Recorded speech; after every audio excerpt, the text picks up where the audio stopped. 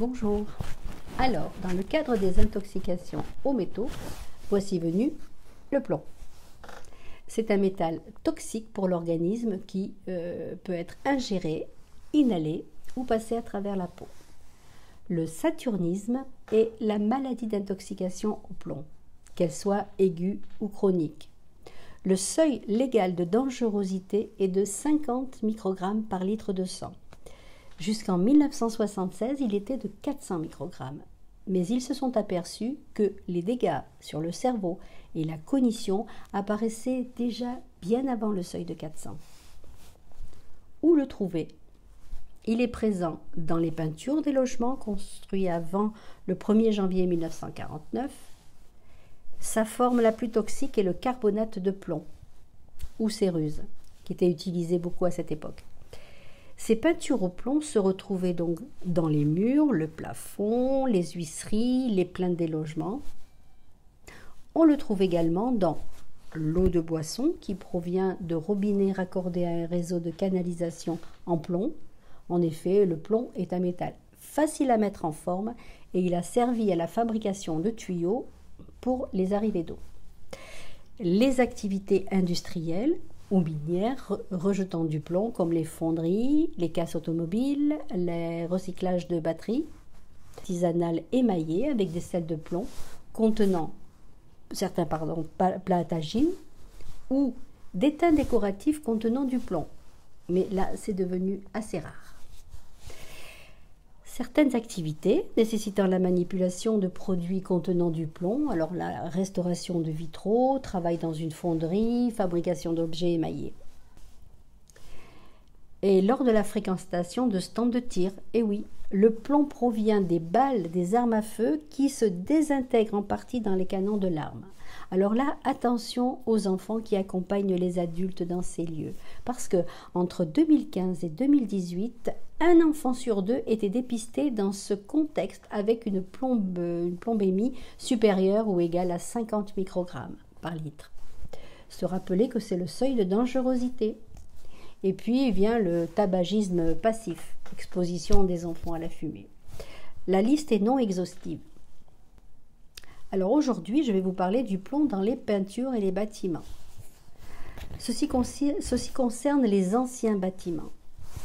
C'est dû à la dégradation de ces peintures et c'est souvent lié à l'humidité. Il se crée des poussières ou des écailles qui peuvent se créer et être ingérées ou inhalées.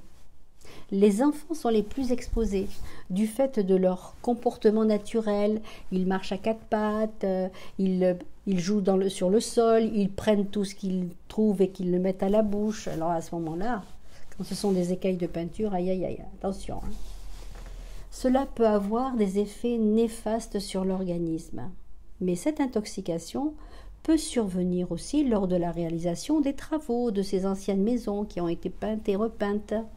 Et donc là, lors des travaux, libération de poussière de plomb en grande quantité, nettoyage peu sommaire, etc. Mais comment savoir s'il y a du plomb? Alors, lors de la réalisation d'un constat de risque d'exposition au plomb, le CREP, ou alors lors d'un dépistage par un médecin en cas de saturnisme. Et si c'est le cas, le médecin doit le déclarer à l'ARS, c'est-à-dire l'Agence régionale de la santé. Que se passe-t-il lorsqu'un diagnostic de saturnisme est déclaré? Alors là, une enquête sur le logement est ouverte, les peintures notamment, sur le revêtement de la maison ou de l'immeuble.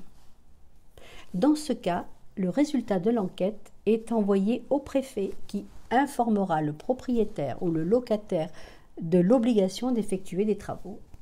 La procédure n'est pas l'objet de ma vidéo. Quels sont les symptômes de l'intoxication au plomb ou saturnisme? Tout d'abord, c'est une maladie à déclaration obligatoire. Les symptômes sont nombreux. Alors, les principaux organes cibles, c'est le système nerveux central, les reins, la moelle osseuse. Et les manifestations, de ces symptômes, c'est une détérioration intellectuelle, il y en a beaucoup, hein, difficulté d'apprentissage, céphalée, convulsions sévères inexpliquées, troubles de l'humeur, du comportement, de la motricité fine, altération de la fonction rénale, ralentissement du développement staturopondéral chez les enfants, anémie résistant à tous les traitements, douleur abdominale, constipation, etc. Bien sûr, vous n'avez pas tous les symptômes en même temps chez tout le monde. Chez la femme enceinte, les conséquences peuvent être très graves. Alors, que dire du traitement? Dans ce cas, le traitement doit impérativement être débuté en milieu hospitalier. Mais bien sûr, la prévention est de mise en éliminant tous ces produits toxiques. Voilà quelques informations concernant le plomb. Pensez à liker et à vous abonner. Et dites-moi en commentaire si votre expérience et si vous avez été concerné. Merci pour votre écoute. À très bientôt.